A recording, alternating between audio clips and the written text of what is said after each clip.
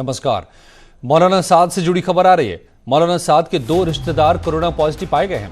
तबलीगी जमात के प्रमुख हैं मौलाना साद। सूत्रों से जानकारी मिल रही है कि दोनों लोग निजामुद्दीन मरकज में शामिल हुए थे। शंकर आनंद हमारे संवाददाता मेरे साथ दिल्ली से जुड़ गए हैं। शंकर, तो मौलाना साद के करीबी भी अब पॉजिटिव निकल रहे हैं। तबलीगी जमात के तो आ ही रहे थे सामने। निश्चित तौर पर एक बड़ी खबर कही जा सकती है। जिस तरह से मौलाना साद से जुड़े हुए तमाम लोगों पर नजर रखी जा रही थी, तो 2 जो उनके ऐसे जानकार हैं जो उत्तर प्रदेश के रहने वाले हैं और ये सहारनपुर के निवासी बताए जा रहे हैं, तो अचानक इसके तबीयत खराब होने की जानकारी मिली और जब वहां के स्थानीय हॉस्पिटल में जब उसे भर्ती कराया गया तो पता चला कि वो कोरोना पॉजिटिव है। उसके बाद उत्तर प्रदेश की पुलिस के द्वारा इस मामले की औपचारिक तौर पर जानकारी दिल्ली पुलिस की क्राइम ब्रांच को दी गई और उसके बाद क्राइम ब्रांच ने इन तमाम मामलों की जानकारी केंद्रीय खुफिया एजेंसी आईबी के साथ भी साझा किया है और इस मामले को औपचारिक तौर पर बताया कि मौलाना साद से जुड़े हुए उसके 2 रिश्तेदार कोरोना वायरस से पॉजिटिव बताए जा रहे हैं। हालांकि अभी हमारे जो पुलिस के सूत्र बताते हैं कि इसमें मौलाना साद का एक बहनोई है, वो भी इस मामले में प्रभावित हुआ है। जो 2 लोग हैं उसमें से एक उसका बहनोई है। तो जिस तरह से इसके बारे में जानकारी मिली थी कि दोनों निजामुद्दीन स्थित मरकज में आए थे और यहाँ भी शामिल हुए थे, तो लिहाजा अब मामले की गंभीरता को देखते हुए उसके परिजनों के बारे में भी पड़ताल की जा रही है कि कौन कौन से लोगों के संपर्क में ये दोनों आए। तो निश्चित तौर पर ये मामला और आंकड़ा जो है और ज्यादा इजाफा उसमें हो सकता है। जी धन्यवाद शंकर आपका। तो मौलाना साद के 2 करीबी रिश्तेदार कोरोना पॉजिटिव पाए गए हैं और ये दोनों भी जमात में शामिल हुए थे। और मुरादाबाद की तस्वीरों ने हैरान कर दिया है। जो लोग कोरोना संक्रमण काल में सबसे आगे होकर लड़ रहे हैं, उन्हीं के खिलाफ अराजक तत्वों ने कायराना हमला किया। ऐसे लोगों के खिलाफ अब सख्त कार्रवाई के आदेश किए गए हैं। जो लोग अपनी जिंदगी को बचाने के लिए खुद की जिंदगी को रोज दांव पर लगा रहे हैं, उन लोगों पर पत्थरबाजी करना कितना बड़ा गुनाह है, ये समझा जा सकता है। मुरादाबाद के कोरोना संदिग्ध मरीज को एम्बुलेंस के जरिए ले जाया जा रहा था, तभी कुछ अराजक तत्वों ने एम्बुलेंस पर पथराव कर दिया। इस हमले में डॉक्टर और पुलिसकर्मी भी चपेट में आ गए। फिलहाल हालात पर काबू पा लिया गया है, लेकिन लोगों को सोचना होगा कि ये सब आपके हित में है।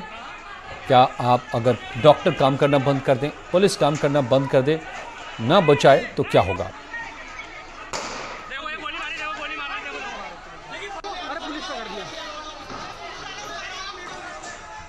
मुरादाबाद की तस्वीरों में आप देख सकते हैं किस तरीके से पत्थरबाजी लोगों ने की। उन्हीं लोगों पर जो आ रहे थे लोगों को ले जाने, जांच पड़ताल करने। यहाँ जो जांच कराना चाह रहे हैं नहीं हो पा रहा है और जिन लोगों की जांच करने लोग आ रहे हैं वो लोग पत्थरबाजी कर रहे हैं। और देखिए कैसे बुजुर्ग खड़े होकर के यहाँ पत्थरबाजी करवा रहे हैं। और यूपी के डीजीपी एचसी अवस्थी ने बात की है। हमारे संवाददाता ऋषभ त्रिपाठी ने बात की। डीजीपी ने लॉकडाउन पार्ट 2, मुरादाबाद की पत्थरबाजी की घटना और यूपी की सीमाओं को लेकर सील करने जैसे तमाम मुद्दों पर बात की है। सर, दूसरे फेज के लिए यूपी पुलिस की क्या तैयारी है? देखिए, यूपी पुलिस में पहले से ही लॉकडाउन चल रहा है और जब हमारे यहाँ कुछ केसेस मिले कुछ एरियाज़ में, तो हमने उसमें पहले से ही उनको इंटेंसिव लॉकडाउन में कर रखा था। बाद में जैसे जैसे नए नए केसेस हमारे पास आते गए हैं, वैसे वैसे हम उसको ऑलमोस्ट कर्फ्यू लाइक सिचुएशन वहाँ पर क्रिएट कर रहे हैं ताकि कोई बाहर न निकलने पाए। ये कंटिन्यूएशन है पहले फ़ेज़ का ही। इसमें कोई ऐसा नहीं है कि पहला फ़ेज़ ख़त्म हुआ दूसरा फ़ेज़ शुरू हुआ है, केवल टाइम की बात है। तो जो हमारी व्यवस्थाएं हैं वो मोर और लेस कंटिन्यूएशन पिछली व्यवस्था का है। और वो क्या है कि एरिया को कम्प्लीटली सेग्रीगेट करना और सेग्रीगेटेड एरिया में उन्हीं सेवाओं को जाने देना जो अपरिहार्य सेवाएं हैं, मेडिकल या सप्लाईज से रिलेटेड हैं। सर, लॉकडाउन के दौरान ही एक मेरठ में वाकया हुआ, एक मुजफ्फरनगर में वाकया हुआ और आज मुरादाबाद में एक वाकया हुआ है जिसमें पुलिस के ऊपर हमला हुआ है। ऐसे मामलों से कैसे निपटेंगे, क्या कार्रवाई करेंगे? मैं समझता हूं कि ये इस तरह के हमले जो हैं बहुत दुर्भाग्यपूर्ण हैं। पुलिस के द्वारा और प्रशासन के द्वारा और हमारे डॉक्टर्स के द्वारा हर संभव प्रयास किया जा रहा है कि लोगों को सही जानकारी मिले, लोगों को टेस्ट किया जाए, लोगों की मदद की जाए। 99% केसेस में हमको अच्छा रिस्पांस भी मिल रहा है, लेकिन कुछ ऐसे मामले हो जा रहे हैं जिनको मैं दुर्भाग्यपूर्ण कहूँगा। ख़ासतौर पे जो अभी आपने मुरादाबाद वाला वाक़या बताया, अभी थोड़ी देर पहले का है, पुलिस पार्टी पर जो डॉक्टर्स को एकम्पनी कर रही थी और और मुरादाबाद की तस्वीरों ने हैरान किया है। जो लोग कोरोना संक्रमण काल में सबसे आगे होकर लड़ रहे हैं, उन्हीं के खिलाफ ये हमला किया गया। ऐसे लोगों के खिलाफ सख्त कार्रवाई के आदेश दिए गए हैं।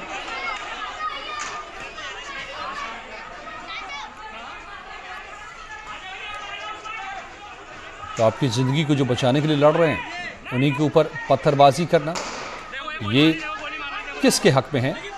जो कोरोना संदिग्ध मरीज को एम्बुलेंस के जरिए ले जाया जा रहा था और उसी दौरान इन लोगों ने एम्बुलेंस पर पथराव किया। डॉक्टर और पुलिसकर्मी भी इसकी चपेट में आए।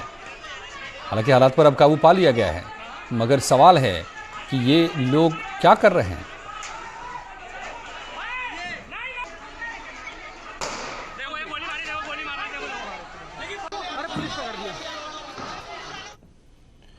और खालिद रशीद फरंगी मैली ने मुरादाबाद की घटना पर चिंता जताई है और उन्होंने लोगों से अपील की है कि ऐसी घटनाओं से बचें।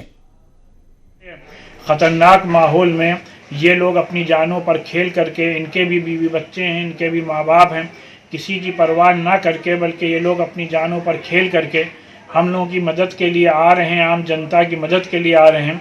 लिहाजा इनका इस्तकबाल किया जाना चाहिए। बल्कि ये लोग आजकल के इस माहौल में हम कहते हैं कि फरिश्तों की तरह आवाम की खिदमत कर रहे हैं।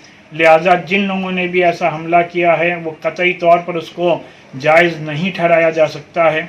और इन लोगों को ये समझना चाहिए कि जो भी ये लोग हैं, हेल्थ वर्कर्स हैं या पुलिस वाले हैं, इनके साथ पूरी तरीके से कोऑपरेट करें।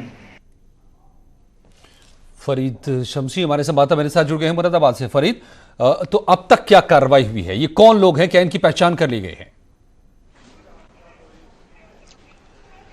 जी अजय जी, जिस वक्त घटना हुई उस वक्त तमाम कैमरे वहां चल रहे थे, ड्रोन कैमरा चल रहा था, जिसमें सभी पथराव करने वाले महिला पुरुष जो भी रहे हों उनके विजुअल आए हैं। पुलिस अब उसकी निशानदाही कर लगभग 24 लोगों को अभी हिरासत में लिया है और लोगों की गिरफ्तारी के प्रयास किए जा रहे हैं। मुख्यमंत्री कार्यालय से जब एक पत्र जारी हुआ मुरादाबाद के लिए कि ऐसे लोगों को चिन्हित करके पकड़ा जाए और उन पर सख्त कार्रवाई की जाए, एनएसए जैसी कार्रवाई की जाए, उसके बाद से ही उस इलाकों में सन्नाटा पसरा है। अधिकारी बराबर फोर्स के साथ वहां पर गश्त कर रहे हैं और अनाउंसमेंट कर रहे हैं कि लोग घरों से ना निकलें। और वाकई घटना बहुत शर्मनाक है कि जो लोग इस आपदा में, इस महामारी के वक्त आपके बीच आ रहे हैं, अपने परिवार को छोड़ के, अपने बच्चों को छोड़कर, और इस बीमारी से लड़ते हुए आपके पास आके आपकी जांच करने आते हैं और आप उन पर पथराव करके किस तरह का सबूत देना चाहते हैं। बहुत ही शर्मनाक घटना है मुरादाबाद में और इसकी यहाँ पर काफी लोग भी निंदा कर रहे हैं। जी अजय जी। अब फरीद, अब मैं देख रहा हूं तस्वीरों में कि एक बुजुर्ग भी हैं जो इन तमाम लड़कों को उकसा रहे हैं और पत्थरबाजी करवा रहे हैं। तो क्या वजह क्या है? क्या उनको लग रहा है? क्यों ऐसा कर रहे हैं? ये किसी की समझ में नहीं आ रहा है। आप समझ पा रहे हैं क्या?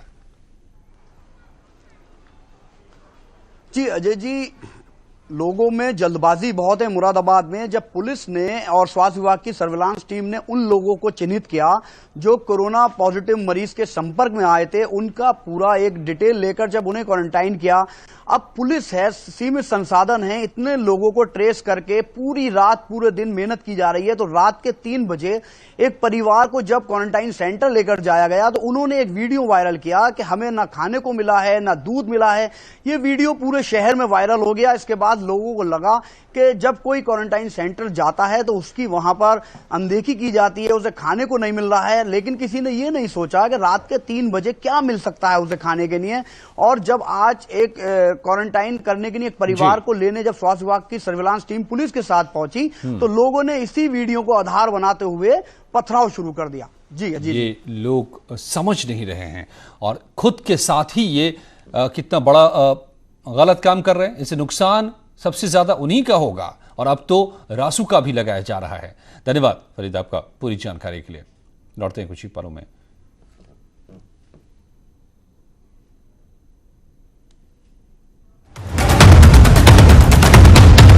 गृह मंत्रालय ने लॉकडाउन को लेकर गाइडलाइन जारी कर दिया है।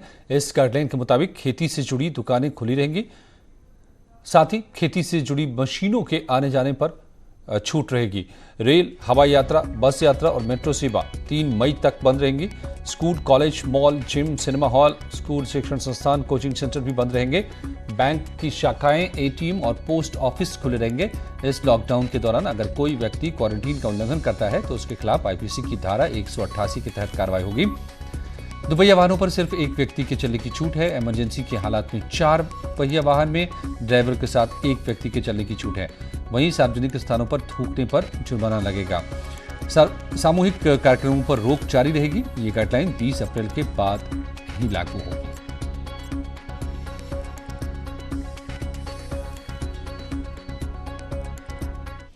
और केंद्र सरकार की गाइडलाइन के बाद यूपी सरकार ने फैसला ले लिया है। योगी सरकार ने शिक्षा और रोजगार देने के लिए गाइडलाइन जारी कर दी है ताकि लोगों को रोजगार मिले और फिर से अर्थव्यवस्था आगे बढ़े। प्राविधिक और व्यावसायिक शिक्षा में भी ऑनलाइन पाठ्यक्रम अब शुरू कर दिया गया है। आज जब उन्होंने समीक्षा की तो प्राविधिक शिक्षा में भी 2736 घंटे का ई कंटेंट अपलोड कर दिया गया है और लगभग 9000 टीचर्स ने जो है प्राविधिक शिक्षा के ऑनलाइन जो है जुड़े हैं। महत्वपूर्ण स्टेप है और पूरा प्रदेश और पूरे प्रदेश के जो छात्र और छात्राएं हैं उनका आह्वान होगा कि जो भी जहां भी वो हैं वो अपने ऑनलाइन कंटेंट को एक्सेस करें। दिन में, शाम को, रात को, जो भी उनको समय सहूलियत हो, आप अपना डाउनलोड करके अथवा ऑनलाइन जो है अपने कोर्स का उसको देखें, पढ़ें, सीखें और अपने फैकल्टी से इंटरेक्ट करें। 19 तारीख की रात 12 बजे के बाद 20 अप्रैल की तारीख से बड़े निर्माण कार्यों को प्रारंभ किए जाने की अनुमति कतिपय शर्तों के अधीन प्रदान किए जाएंगे। ये निर्देश माननीय मुख्यमंत्री जी ने दिया है। इन परियोजनाओं में सड़क, एक्सप्रेसवे, हाईवे, मेडिकल कॉलेज का निर्माण, बड़े हाउसिंग प्रोजेक्ट्स का निर्माण, ये जो है उसमें शामिल है।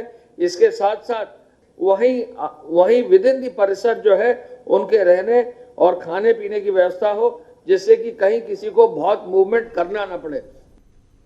कोरोना महामारी से लड़ने के लिए लगातार योगी सरकार टेस्ट करने की कोशिश में अब जुटी है।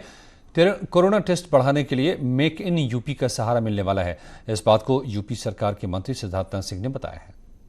तो हमारा एमएसएमई विभाग ने काफ़ी इसमें पहल करी और प्रोत्साहन के रूप में बातचीत भी करी।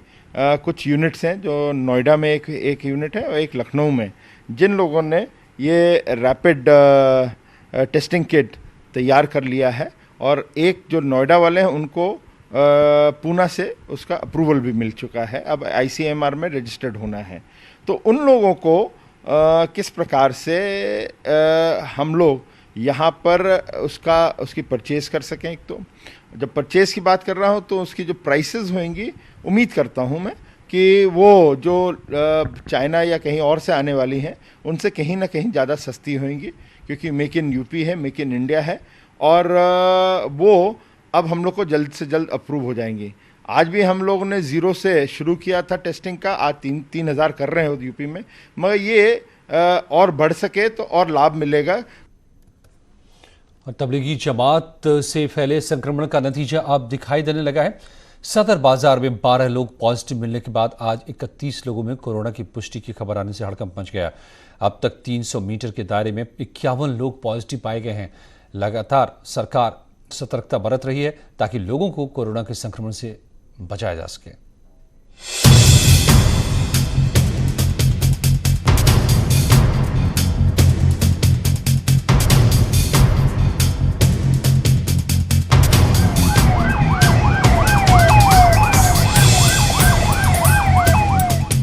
कोरोना महामारी से लड़ने में प्रशासन की सक्रियता लगातार दिखाई दे रही। पुख्ता इंतजाम के साथ स्वास्थ्य महकमा कोरोना की जांच तेजी से करने में जुटा है, जिसका असर अब आंकड़ों में दिखाई देने लगा है। हर दिन गुजरने के साथ कोरोना संक्रमण की तस्वीर अब तेजी से बदलती दिखाई दे रही। राजधानी लखनऊ में 13 हॉटस्पॉट चिन्हित हो चुके हैं। ये लखनऊ का सदर इलाका है जो लखनऊ ही नहीं देश के संवेदनशील हॉटस्पॉट में शुमार हो गया है। यहाँ पर आज 31 कोरोना पॉजिटिव मिलने के साथ इस सदर इलाके से 51 कोरोना पॉजिटिव मिल चुके हैं। लखनऊ का सदर इलाके में 12 पॉजिटिव मरीज मिलने के बाद हॉटस्पॉट के तौर पर चिन्हित कर सील कर दिया गया। केजीएमयू की जांच रिपोर्ट में एक बार फिर से सदर इलाके को चर्चा में ले आया। इस इलाके के 31 लोगों को कोरोना पॉजिटिव मिलने से हड़कंप मच गया। ऐसे में इलाके को सैनिटाइज किया गया ताकि कोरोना के खतरे से लोगों को बचाया जा सके। जिसके बाद यहाँ पर पुलिस प्रशासन, स्वास्थ्य विभाग, कैंटोनमेंट बोर्ड की ओर से लगातार सैनिटाइजेशन का काम चल रहा है। दुकान, मकान, पब्लिक प्लेस, पार्किंग में खड़ी हुई वाहन, सबका सैनिटाइजेशन किया जा रहा है। जिस इलाके में कोरोना पॉजिटिव मरीज मिले हैं, उस इलाके में अगर WHO की गाइडलाइन को लागू कर दिया जाए तो करीब 3 किलोमीटर के दायरे को सील करना पड़ेगा। ऐसे में विधानसभा, एनेक्सी, सीएम आवास और लोक भवन को भी सील करना पड़ेगा। फिलहाल प्रशासन लगातार सतर्कता बरत रहा ताकि कोरोना संक्रमण पर काबू पाया जा सके। Bureau report, news 18। Corona virus के संक्रमण का दायरा लगातार बढ़ता जा रहा है। पिछले 48 घंटे में कोरोना वायरस की चपेट में आने से 7 लोगों की मौत हो चुकी है। आज लखनऊ के केजीएमयू में आई रिपोर्ट ने राजधानी में संकट और गहरा दिया है। अब इंतजार शाम का हो रहा है जब 200 और लोगों की रिपोर्ट सामने आएगी। देखना होगा कि इन रिपोर्ट्स की तस्वीर क्या होगी, मगर अब तक की यूपी की तस्वीर कुछ ऐसी बनी है। यूपी में कोरोना पॉजिटिव मरीज 727 हैं। यूपी के 44 जिलों में फैल चुका है कोरोना। 55 लोग ठीक भी हुए हैं। अब तक 11 लोगों की जान जा चुकी है। हर रोज 2000 से ज्यादा टेस्ट अब हो रहे हैं। पहले चरण में 15 जिलों में 173 हॉटस्पॉट चिन्हित हुए थे। दूसरे चरण में 29 हॉटस्पॉट चिन्हित किए गए हैं।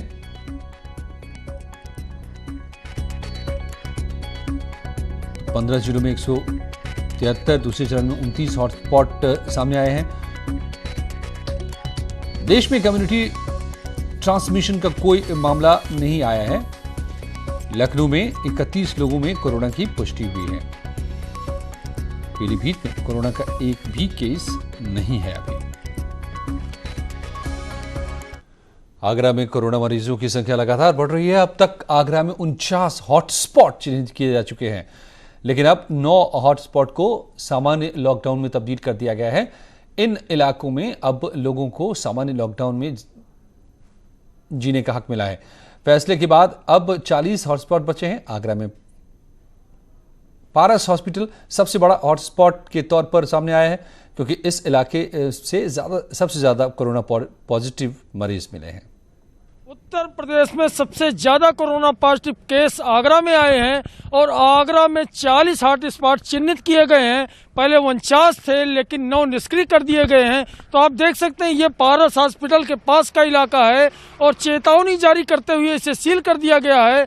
पारस हॉस्पिटल से अब तक 25 से ज़्यादा कोरोना पॉजिटिव आ चुके हैं। 23 आगरा के हैं, बाकी अन्य जिलों के हैं। और पारस हॉस्पिटल से आगरा के आसपास के यानी फिरोजाबाद, अलीगढ़, एटा, मैनपुरी, हाथरस जैसे जिलों की संख्या 8 है, जहां चिट्ठी जारी हुई है कि वहां सतर्क रहे और मरीजों की सूची जो पारस हॉस्पिटल में भर्ती थे वह संबंधित जिलों को भेज दी गई है। तो जो हॉट स्पॉट बनाए गए हैं उनकी सख्त जरूरत थी और योगी सरकार की सक्रियता के बाद सभी हॉट स्पॉट पर लोगों का आवागमन पूरी तरह से प्रतिबंधित कर दिया गया है और हॉट स्पॉट वाले इलाकों में व्यापक पैमाने पर लोगों के सैंपल लिए जा रहे हैं ताकि कोई छूटने न पाए और कोरोना पर प्रभावी नियंत्रण हो सके।